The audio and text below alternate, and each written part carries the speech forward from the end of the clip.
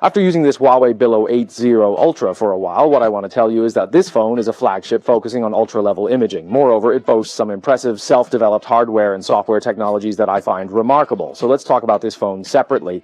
In particular, I want to discuss its imaging capabilities this time. Someone might say, oh, compared to my,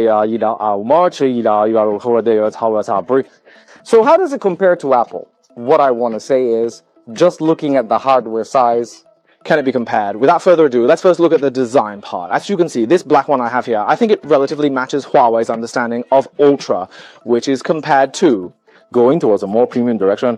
Look at the camera. Although it's overall black, right? The edges, including this steel ring part, are designed in gold, which still reflects a relatively more, it gives a high-end feel. Whether it's in gold or this black color. And they have designed it with a sunburst texture, which, to put it bluntly, is still meant to emphasize the overall impact of the camera. But honestly, I think it does tend to collect some dirt, including some dust, so you might need to wipe it off occasionally. Another point is the design of the back, which is really a very glossy black. Anyway, to repeat, it feels quite premium. Then in the middle part, it has been greatly optimized compared to the previous generation. It's neither the traditional matte nor a glossy metal. The mid-frame is designed with a downward brushed texture, giving it a high-end and excellent feel. As for fingerprint unlocking, this time it uses a side fingerprint sensor. Personally, I might prefer ultrasonic fingerprint unlocking. I don't know what others might choose, but Huawei has made some optimizations to this side fingerprint button. For example, when taking photos, you can slide it up and down to reaching lenses, and tapping once allows you to take a photo. I think this is more agile than those phones that have a separate cutout just for a camera button.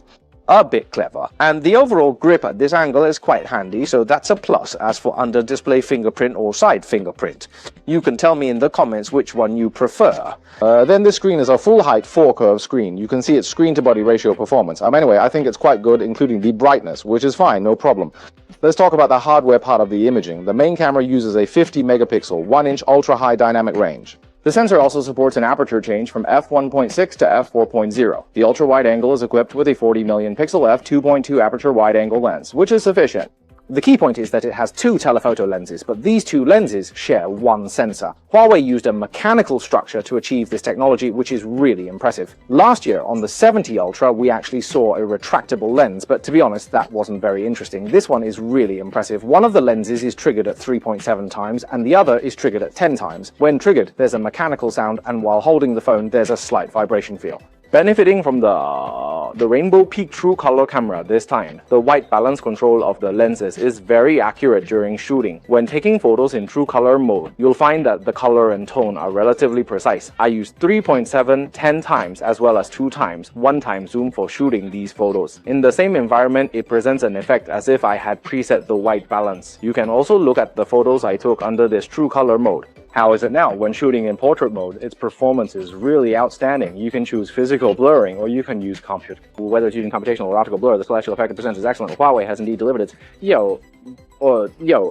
with its independently developed capabilities, 1 sensor, 2 lenses. This was truly unimaginable before, but Huawei made it happen. Additionally, this time they have incorporated new tonal modes, such as film we typically use for street photography or cinematic mode, etc., including natural tones and others, and you can customize these color tones to adjust as you like. Although it's somewhat similar to iOS, I feel that Huawei's color tone style is a bit more comfortable for me personally, but that can vary from person to person. Also, this device supports AI-assisted shooting, meaning that during shooting it displays small circles, and when you align it, AI analyzes how the photo should be composed.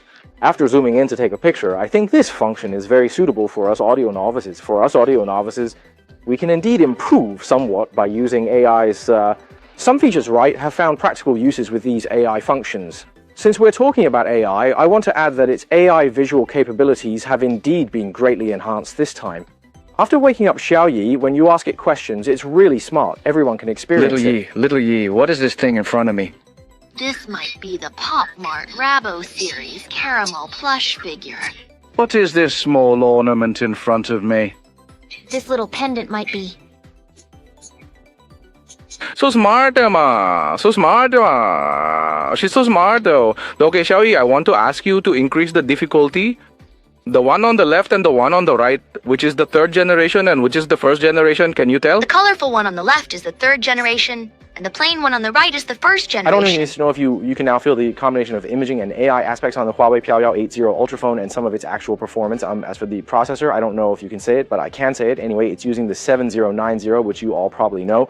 In terms of smoothness, it really stands out under the native Harmony OS.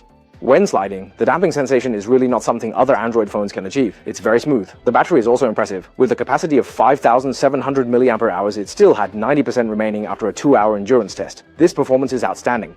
If Huawei could release a phone with a 7,000 mAh battery in the future, wow, the endurance would be even stronger. So their own chip, their own system self-optimization still has some things. Finally, I want to ask you all, as a domestic flagship camera phone, would you choose the Huawei Piao Yao 80 Ultra? Okay, that's all for the video about this phone. If you have any questions, leave me a message. I am Cyber Dao, who loves playing with phones. See you in the next video.